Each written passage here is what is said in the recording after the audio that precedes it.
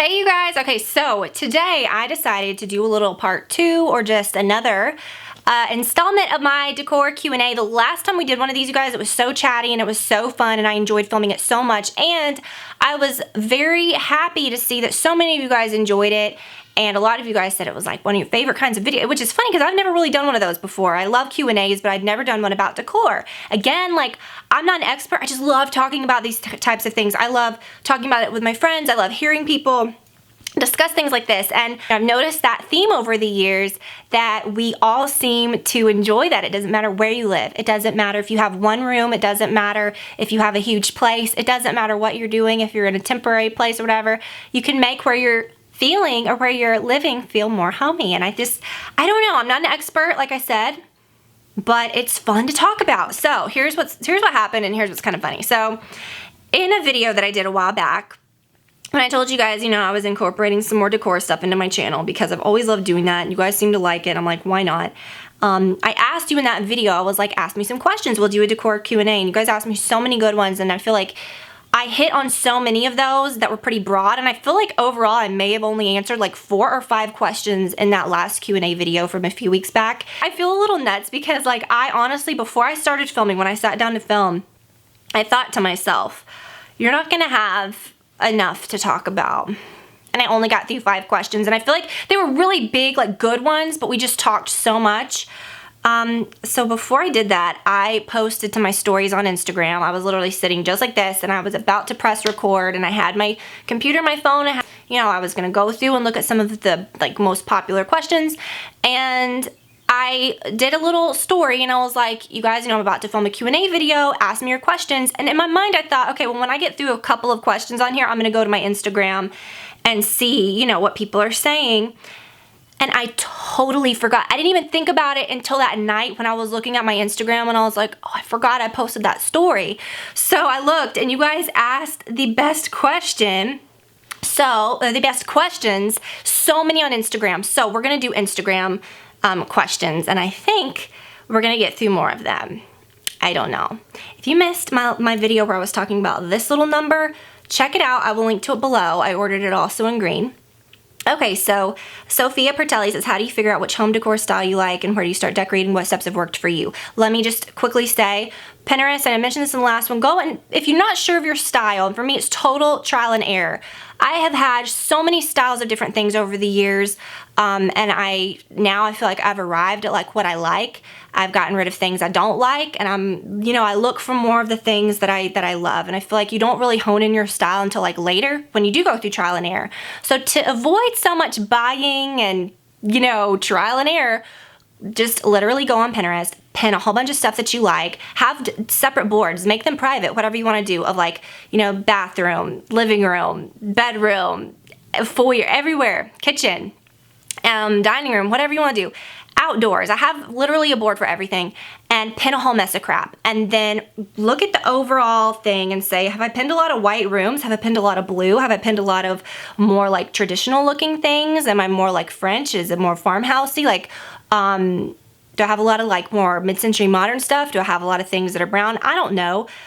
You can see what you like. So that's kind of an idea, but don't go nuts, and don't try to find your style by buying a whole mess of crap and figuring it out. I would say, I don't know, it's always say Pinterest, girl. Okay, so Av says, decor question, which paint finish do you use on your walls? Is it different depending on your room? I love an eggshell finish, but it's hard to clean scratches off the walls. This is such a good question. I haven't read any of these. I'm literally just going through. Okay.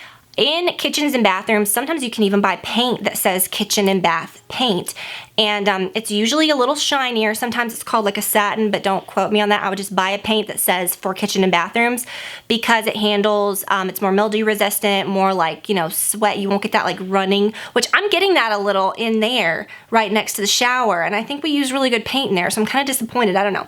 So you can't always avoid that. But yeah, it makes it a little more wipeable and a little easier to clean. Maybe I should just clean it. Maybe that's what I should do. Maybe I should just wipe it.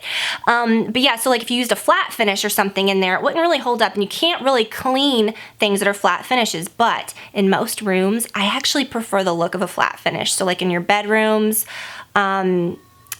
I don't want to say hallways because you kind of do need a little something that's wipeable. I think cleaning scratches off the wall is going to be hard no matter what. Don't ever take a magic eraser to your wall unless if it's like a baseboard or something that's like a high gloss or like a semi-gloss or something.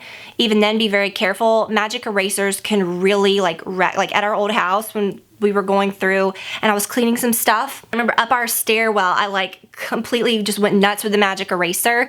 And then when the light hit it a certain way, you could see it looked like little, you know, so I don't know. I say sometimes you just have to get like some little paint savers, and I have these little things I'll link to that I actually have that I've started using where you put your color paint in there. So I have this with our trim paint. I have this with like our foyer color, like going up the stairs, and it has a little brush made into the lid. So if you just need to touch it up, you can just be like do really easy. So I'll link to that. Totally not sponsored by that company in any way, but I'll link to that. But yeah, eggshell is what we have in our foyer.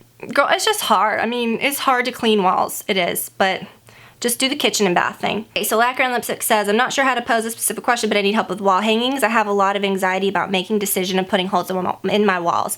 My walls are like Swiss cheese. Our foyer walls are ridiculous, and I feel like it was a lot of, again, trial and error. And thankfully, we're getting that redone now. We're getting our whole foyer redone, and like they're putting like pretty paneling up and stuff.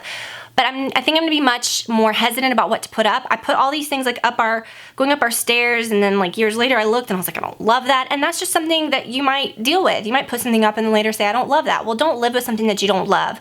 I'm very much like, if you don't like something, change it. And maybe that's why I do change things up so much. Sometimes I feel something and then a month later, a year later, 5 years later, I don't. And so change it because you want it to feel good for you. Because because you will change how you feel sometimes.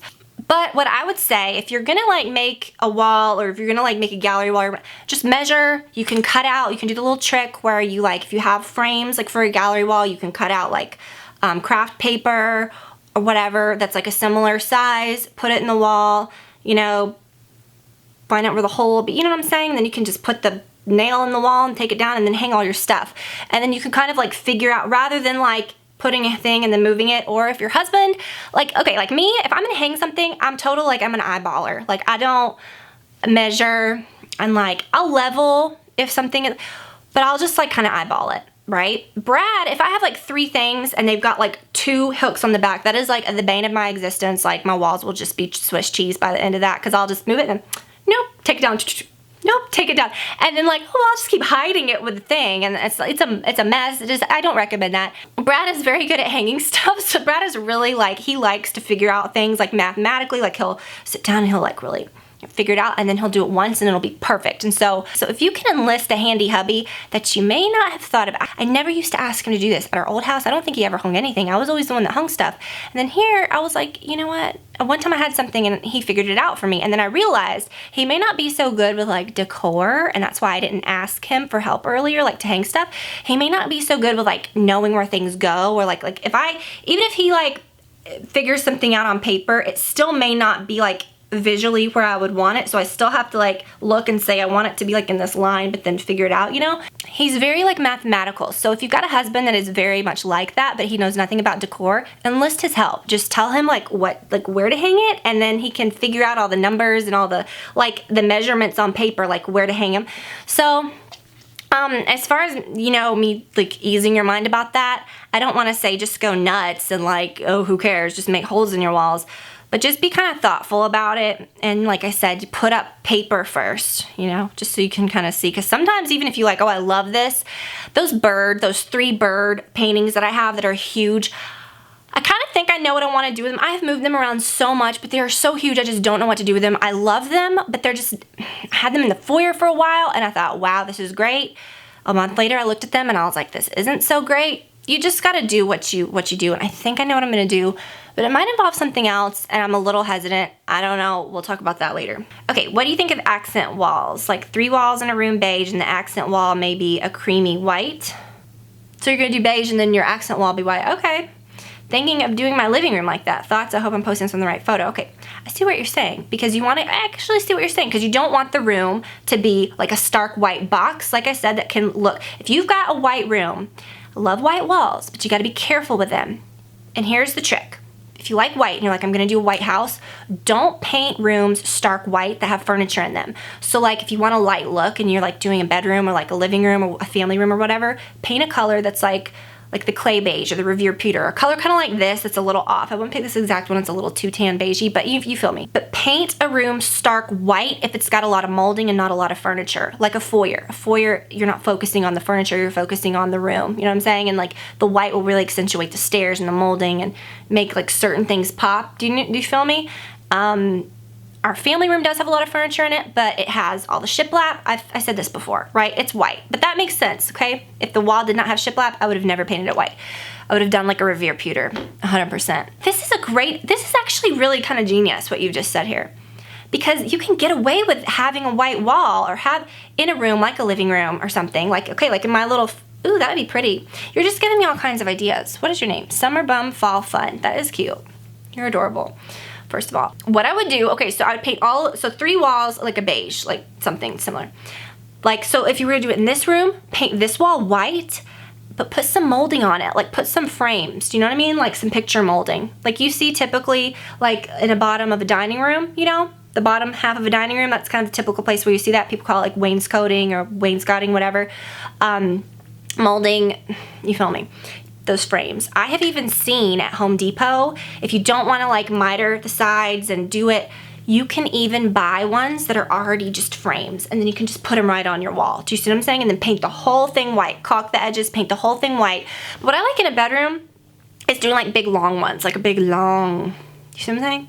Rather than just a bunch of little squares, but that would look really cool too. And then paint it all white. So I would do that in any room. That would be really cool. And that would be a really cool accent wall that would, yeah, I love it.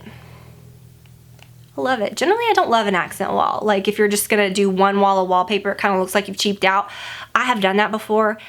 I had bought all the wallpaper, but I only got through hanging one wall of it, and I said, hell no, and I returned the rest of it because it was peel and stick, and I cannot stand, let me just get off on a tangent. If any of you are curious about wallpaper, which like, okay, it's becoming a thing, I get it. It's like back, okay? People are more like accepting of wallpaper, whatever.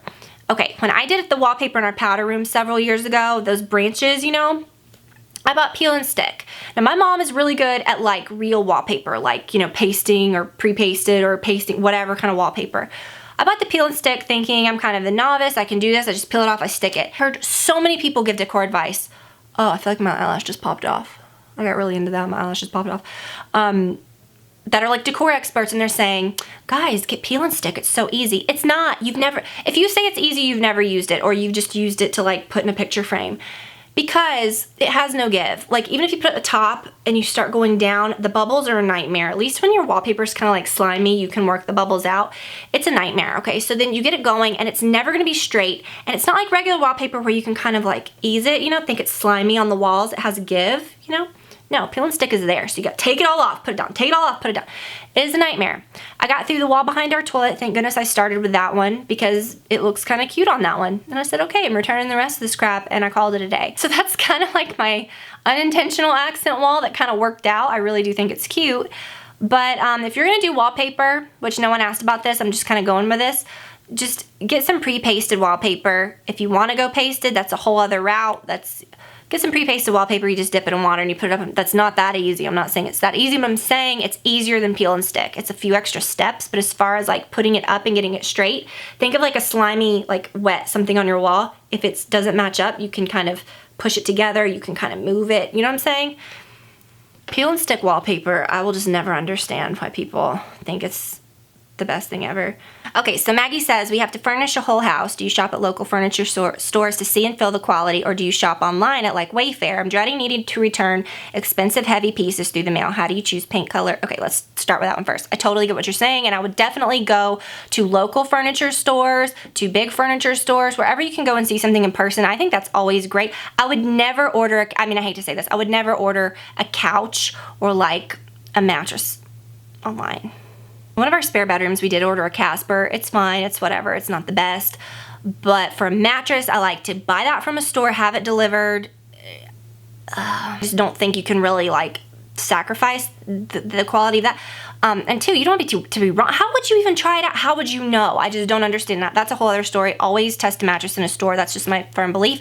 But like couches, I feel like you have, or like chairs, like dining chairs, I feel like you have to see those in person. So I would go and just try to find those in person. Things like Wayfair, which I've had a great experience with Wayfair. The shipping is always really nice and free. Oh my gosh, I just had another experience with them. Let me tell you about this. Okay, so little purchases like, you know, like a purchase like a console table or like a smaller console table or like an accent piece of furniture or like an accent chair that isn't going to be like your cozy chair that you sit in every day, that you want to really make sure it's...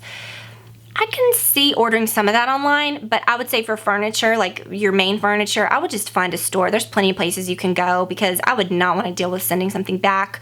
I did order our giant sideboard, the big mirrored one, the new one that has the crisscrosses in it, from Ballard because I had seen it in person in the store, and I also own the smaller little version. So I knew I liked that, and I taped off, you know, I knew the dimensions and I figured it out, you know. But I loved that. But with Wayfair, I ordered this table that I was gonna put in the basement. It was like a little console type table, and it was metal. You know, Brad got it out of the box because he always likes to put stuff together, you know. I let him, you know, so he can do that. That's great. So anyways, he got it out and he was like, Tiffany, this ain't gonna work. And a lot of times, like, he'll tell me that, like, when he's putting something together, he'll be like, well, this isn't gonna work. And I'm like, and you're thinking, oh gosh. And then it's just him like venting his frustration, I guess, and like making me frustrated too, because then 5 seconds later he'll be like, yeah, it's fine, it works.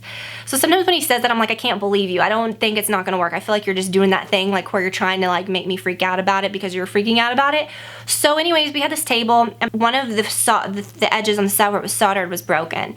And so you physically couldn't really do that and put a piece of glass on top of it, even if you just propped it open. I mean, that's dangerous. I have a child, I have a dog. I wouldn't even want to do that even if I didn't have those I mean, that's scary. So I emailed them, I started the return process, and I just typed what was going on. And they emailed me back and they were like, okay, before they even emailed me back, they had issued my refund, which was like $350. And then they just said, just dispose of it. So if you were real handy, you could probably like weld it and fix it, but I ain't doing that. I don't know. So it's just, I have a lot of confidence ordering from them, like Wayfair, but I don't think I would order like a big piece of furniture. How do you find contractors to do the work? How can you trust people in your house? A lot of referrals. For example, the people that are doing mine now, I love him, and he is just, you know, his whole team is really great. They were the ones that did our kitchen, and he was recommended to me by a friend. He had great reviews online. He has good contracts. And before we got burned by a contractor, I think I've told this story before, and it made us look bad, but whatever. We found this guy, and it was when we were doing a lot of stuff to our house. Actually, he worked for one of the window companies that we use, which is actually a really legit window company, because we had to have our whole house, like we really had to do a lot to it, like stuff like that, like replace windows, replace, you know, siding, and like just do like big stuff. So he worked for them, and then he kind of said, oh, you know, I do all this other stuff on the side. We were like, yeah, we need some gutters, blah, blah, blah. When he did our gutters, it was great. And then, so when we discovered that our siding was like, you know, we knew he did that too, so we contacted him, and we had good experiences from the other things.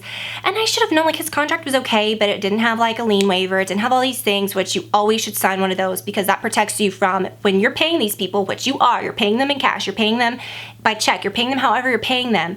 And, you know, you're in full, like you're on the good end. But then on their end, they're the contractor. They are coordinating the materials. So they're ordering the materials from the supply yard. They're paying their plumbers. They're paying their builders. Their whoever's like putting the siding up, or their painters. If you don't have a lien waiver and that person, your shady contractor, doesn't pay his bills at the supply yard that you've already paid him the money for, it will come back on you. They can like lien your property. They can do all these things. And so it looks like, oh, you're not paying your bills. Really? And then the guy disappeared. He obviously got our lawyer involved. Like, but then at the end of the day, if this person doesn't have the money, they don't have the money. We called the supply yard. They were trying to work with us to get this guy, but it was a legal thing. They couldn't remove it until it was paid. We had to go pay it again. So you want to say like we're being shady? No, we paid it in full twice. So, and we were out that money. Moral of the story, there are shady people out there.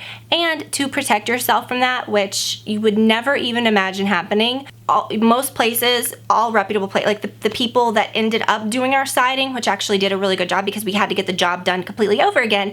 So we ended up paying for it, I would say a good 5-6 times over that amount. It was crazy. In cash, I mean, you have to pay for these, you know, I mean, it's like you can't put these things on credit. So let me just tell you, this happened a couple years ago. How many, is it like a year or two ago?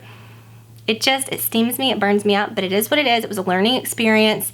Thank goodness, like, we were able to do that. I mean, I don't even want to say this, but like, we had the money we were able to take care of it.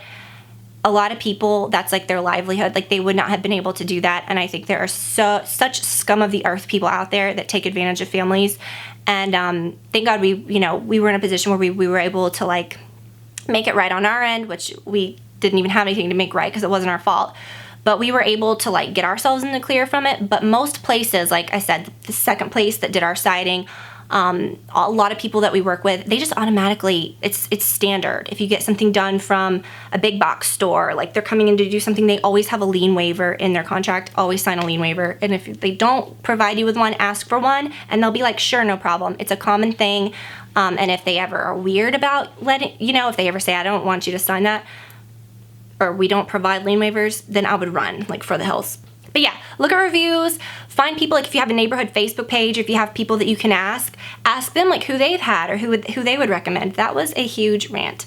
How do you incorporate family photos within your home? Do you have selected areas in your home that you like to display them? I don't have like certain areas like, okay, well here, I keep like with like. So like, there's a table. I used to have a lot of them on my desk. Now I have them in that big like cabinet in my living room. I have photos up in our hallway up here, which I'm kind of wanting to revamp. I just don't have paintings of us or huge pictures of us all over. I don't like to see pictures of myself everywhere. I like to see pictures of my family or something like that, but we all live here, like we know what each other looks like. I love to have like good photos that I like, but I'll incorporate them like on our bookshelves every now and then, or I just don't have my walls plastered. But if you really have a lot that are meaningful to you, like my daughter isn't very old yet. Like we have a few really nice ones that we like, and photos that we love, but we don't have that amount yet. I say do it in a hallway. Do it somewhere where it's like you can look at it and really be meaningful. It won't be just like, here's just photos everywhere where you walk in and you're just like, ah.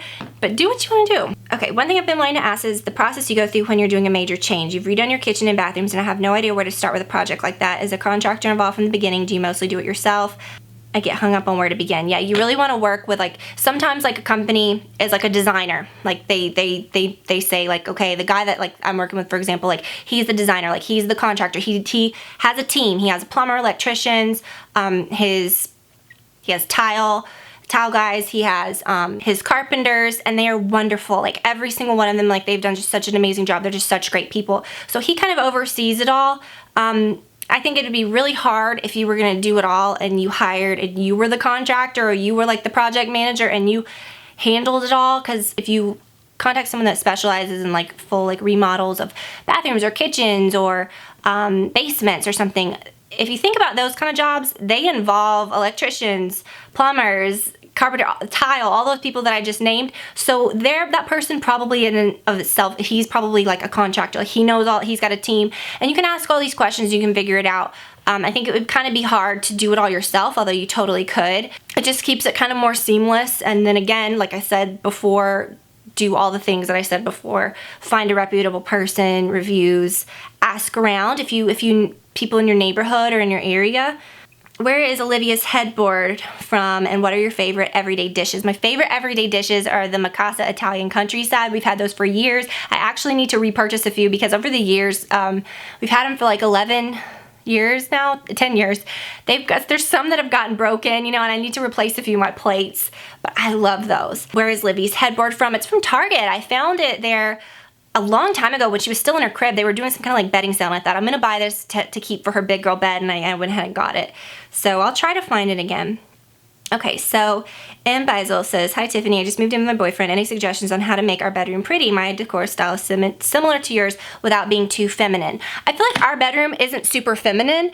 Someone the other day was like, you need to get to work on your bedroom. It's really blah. And I'm like, it's really not. Like I want to do something on the walls. I want to do like maybe a different color or maybe like some molding or something. But we have a really pretty ceiling, and like we've got a nice bed.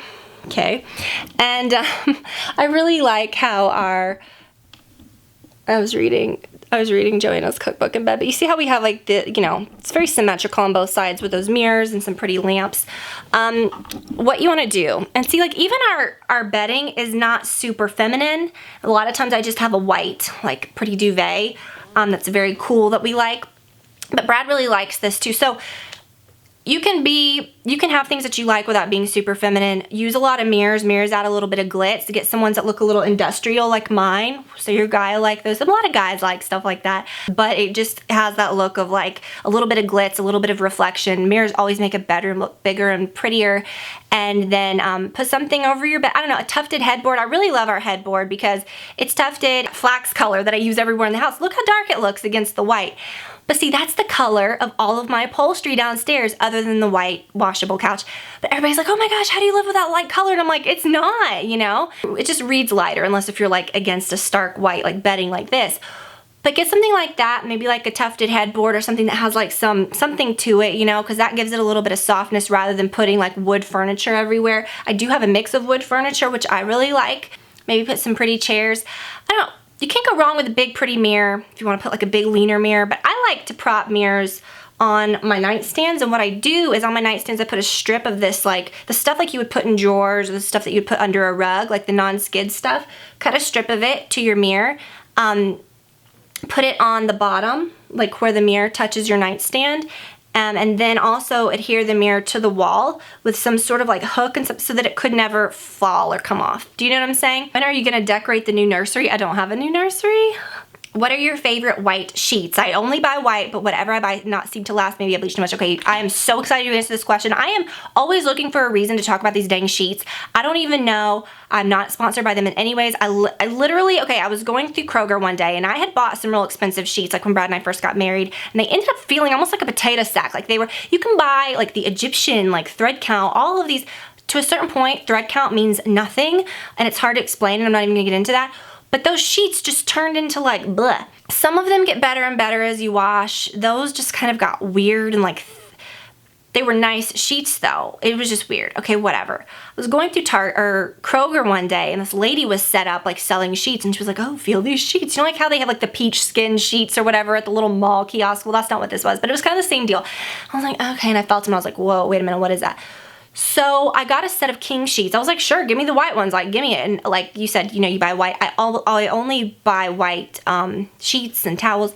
And they were so soft. And I fell in love with them. And Brad and I were like, these are the best sheets of life. They were literally like $50. And I think they're called Terra Life. And I will link to them below. I'm going to try to find them on Amazon because that's where I have found them to repurchase them.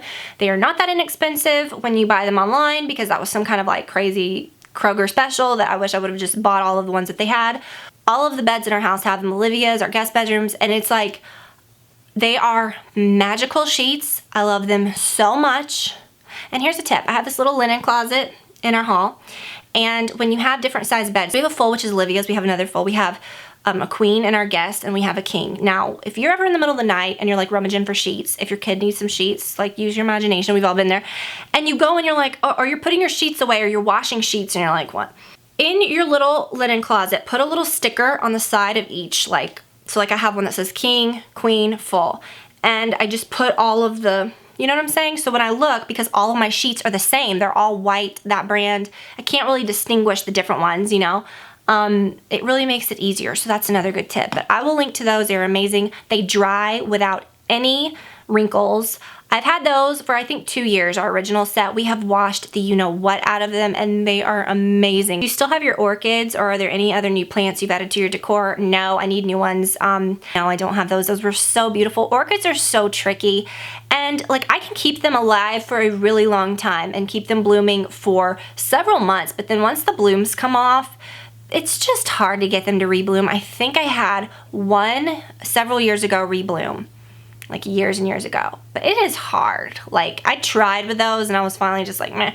With orchids, you have to kind of look at them, or like when you bring plants home, you kind of have to look at them like it's a fresh plant. It's not going to live forever. I hate to say that, but you're buying it. It's going to last for a little while in your house. But orchids, you can make them last a while, but I really do need some more. And I don't have any like other real plants besides like moss balls.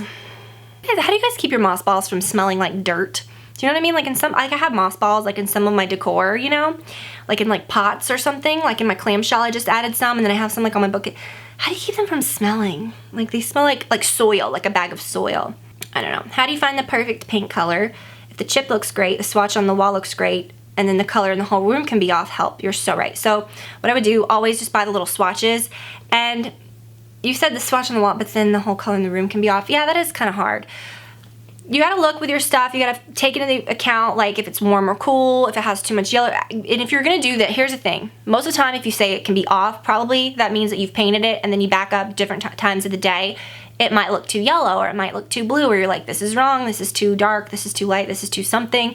If you're gonna go for like a white or like a natural color or something, get several different ones that are very similar and paint them all. And not just little swatches, you've gotta paint like a pretty big section, and then kind of look at all of them throughout the day. And if you're not wanting to go yellow, like for me, I really hate it when a paint color pulls yellow, go to one that doesn't.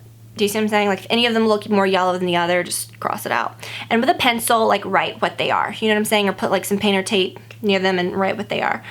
I mean, you can't really do much other than that. It's hard. And like, yeah, sure, you can Google on Pinterest, like, or search on Pinterest, like, you know, and I do that sometimes to try to figure out a paint color. But seriously, never count on that, because it could be so wrong, and most of the time it's not even the color that's in the picture. Someone's just said that it is, and it's not.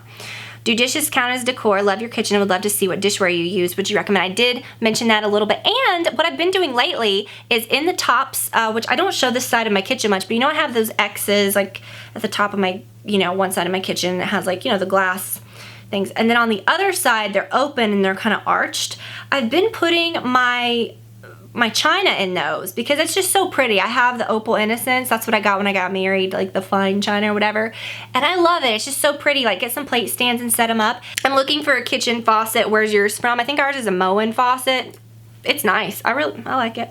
How do you make your vision for decor come to life without spending more than you need to? I don't always do that. I feel like if you do kind of do what I've done over the years, I think we all do that to a certain extent. Like I said, trial and error. You get things sometimes just to fill space in the meantime, and then later you're like, well, I really just want to buy this that I've always liked. You do end up wasting money, and it sucks. But I'll give you some tips. Hold on. And it says, any tips on decorating a small space? I love your video so much. Thank you, Carrie. Okay, so not spending more than you need to. Like, okay, so for me, let me think.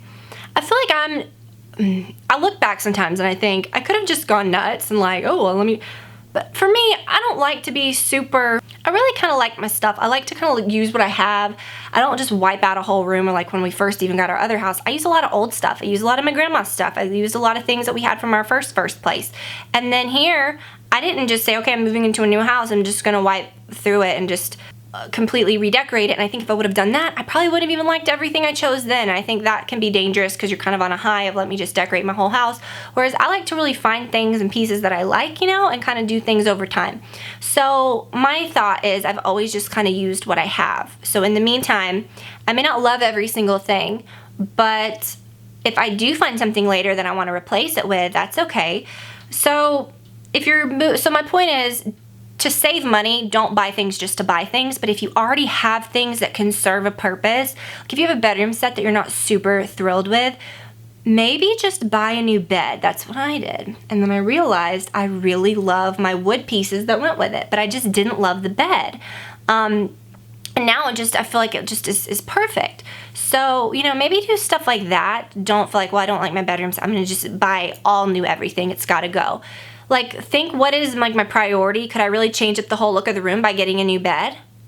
Yeah, probably. And then keep your other stuff that's nice, because, I mean, you're going to probably get something similar to that anyways. You can only do so many things with, like, your nightstands and your dresser, you know? I wanted it to still look kind of masculine, have some wood in here, and, like, have it look, like, pretty and substantial. I didn't want to put, like, mirrored pieces everywhere, and I do have some mirrored pieces because I really love that. But you just kind of have to be careful. And then, like, kind of prioritize. So, like again, with the bed, don't say, okay, well, I know I like this style. I'm going to just wipe through and spend a ton of money and do the whole room. Do a little at a time and just find things that you like. And don't be afraid of having spaces that are bare for a while. Like, if you've got an old kitchen table, don't be like, I'm not taking that with me to my new place because it's old.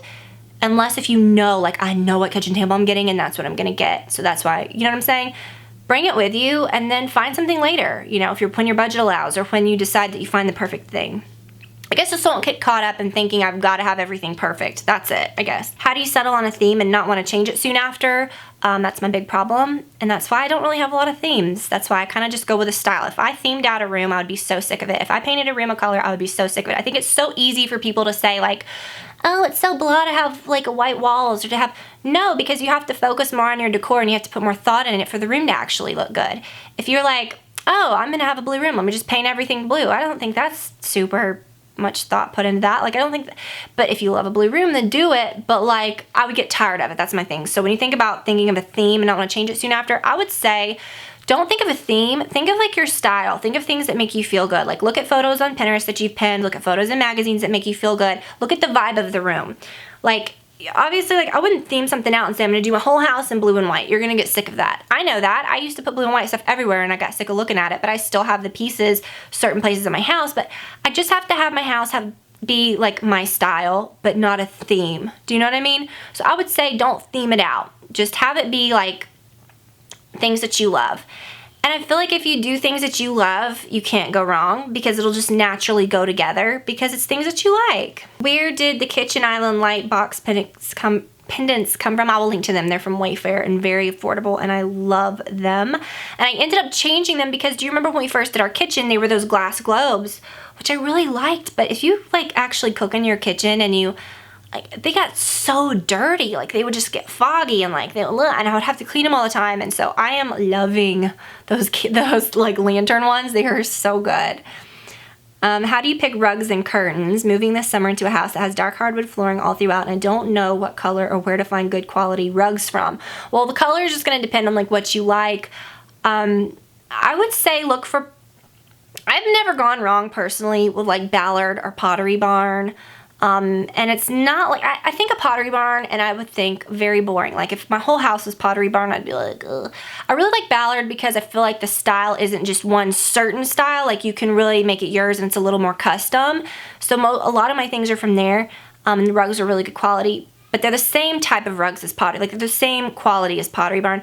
But Pottery Barn rugs are good because they don't all scream Pottery Barn. Do you know what I mean? There's so many different types of ones there. My very favorite like seagrass rugs that I get that I have like cut for our foyer and I have cut for certain places like right when you come into our like where our garage area is. I like inside, you know, like where our laundry room, garage, all that.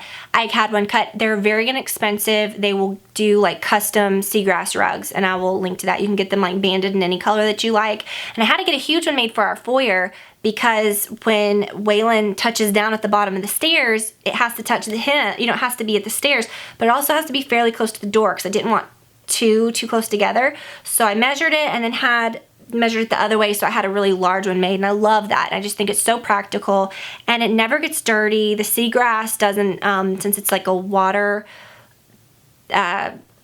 plant, I don't know how to describe it. It doesn't absorb water spills, so and it's very like easily cleanable.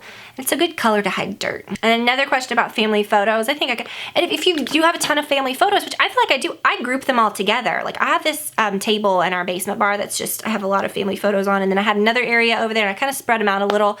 I have a bunch in our living room on like in that cabinet, a ton in there. I have some in our built-ins in our family room and then some in our hallway. So our upstairs hallway. I just try to keep them all together. I think it's nice. Like if you had a sofa table or a little like buffet table or a little accent table, just group them all. Like just stick them all on there.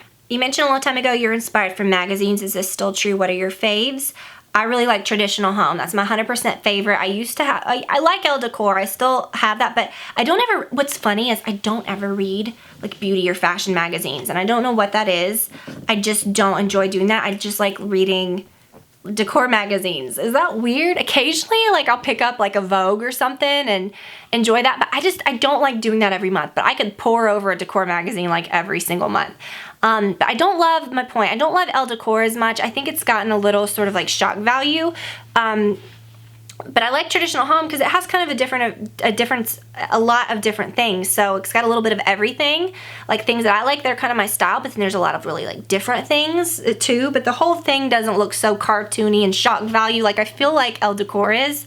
But it's pretty, but I like looking in that because I can still get some good ideas. But I love Traditional Home, and then I think second would be House Beautiful. Okay, so she says, we will be buying our first home soon, God willing. It will be a bare except for a couch and a bed. Where to start and how to decide on a style. The apartment we have lived in for 10 years is not decorated at all, and it's so embarrassing. I want our home to be beautiful and feel like a home. Okay, again, now I hate to sound like a broken record, girl. You can start now. Get your Pinterest board, like just go nuts. Like I said, do a board for every single room. If you don't want your friends to think you're nuts, like pinning this, just make them private, whatever. pin a ton of crap and then like look at your whole living room board and then say, wow, what are get rid of things that you noticeably think, well, now that I look at all these, I don't like this one as much. So narrow it down to maybe, I would say like, I don't want to say a number, but just narrow it down a little, get rid of the ones you don't like, and then look at all of the common things. I think that's just the best way to find your style. I think it's, when you say what's your style, what's your answer going to be? Something you like, right? It's going to have to be something that you like. What better way to figure out what you like than to just pin stuff? So I think that's just so easy. I just think that's so, so easy. And then like when you look at the whole like, okay, well let me look at my board for bathrooms. Let me look at my kitchen board. It's almost like a vision board that you've just made, you know? I mean, it's kind of really cool. Where is your splurge / save items? I would say splurge on things like a couch, and I would say splurge on things like a table and nice dining chairs, and I would save, and your mattress. I would say save on things like accent furniture. You can find, and mirrors, you can find great mirrors for good prices places. Kirkland's has really surprised me lately. I went in there after not being there in years, and you know, they had some really good lamps. And and the lamps in our living room, like where I film, and like, you know, sometimes when I film in there, those big tall, those are from Kirkland's from, I think maybe 2 years ago, but they have really good lamps, and you can definitely splurge very easily on lamps. There are lamps that are like highway robbery. I think you can find good ones, and I think you can find good mirrors too. Yeah, like stuff like that, like accessories and stuff. Like if you love something now, like, I don't know, like I splurged on that big leaner mirror that I put in our basement, and I feel like it's like the main thing you see when you go to, it was like, I think it wasn't like crazy, but when you think, oh, it's like, it was a giant leaner mirror. It's like over 8 feet tall, I think. It's a big mirror. Like when you go into our basement, it's like, it's a big focal point. Got it when I first moved here. I've never tired of it. But if you know that, like if you know, okay, our basement's pretty bare and I just want this one wall to be like, splurge on something from there. Don't go cheap out. Don't go just buy a bunch of random little things, even random little expensive things. Like just be thoughtful. And if you think, I love this particular dining room table, like I did with ours, and I had never bought a table before. I always used like my grandmother's tables or like antique ones that I had. I thought, you know, I'm gonna get this table because I really love it and I love it so much. Like that's why a lot of times like I'll go to the Ballard outlet, or I'll try to find, you know, like if I need like a console table, or if I need like bar stools or something, because you can find really nice things that I love, because I love their quality of items, but like you can get them for pretty inexpensive if you can find an outlet. So find like an outlet nearby of like a Restoration Hardware or a Ballard. And I think I'm through to all of those Instagram questions. I just felt guilty. I felt like, oh my gosh, I asked them to do that and then I didn't answer them. And I hope that I got to all of them. I feel like maybe I skipped over some, but I really tried not to. Anyways, you guys, I feel like I'm very out of breath and I need a nap. Not gonna take one because I haven't taken a nap since like 2005. But so you guys, I hope that you had a great day. I hope that you enjoyed this video and that you liked the chit chat of this topic of decor. It's just so fun. I don't know. It's just fun to talk about. It's fun to kind of like not give advice like I'm an expert, but just share things that I've learned, because like I said, so much trial and error, because I have made all the mistakes and I continue to, and we're just, you know, and that's just life. But anyways, thank you guys so much for watching. I love you all so much. And I will link to everything that I mentioned, as well as what I'm wearing and all of this. This is the look from that last video. But thank you guys for watching. If you love these kind of videos, let me know. I may ask you some more questions, or, you know, I'll let you know if I'm gonna film another one, and I'll get you to like ask questions in a video, or either on Instagram or something. So also follow me on Instagram. So much fun. Lots of updates, stories, just things. I mean, I only post videos twice a week, which I mean, I say only, like that's a lot. But that's more like you can really kind of keep up with me more through the week. And my name on there is MakeupByTiffanyD, same as here. And I hope to see you there, and I will see you guys very soon. Bye, y'all.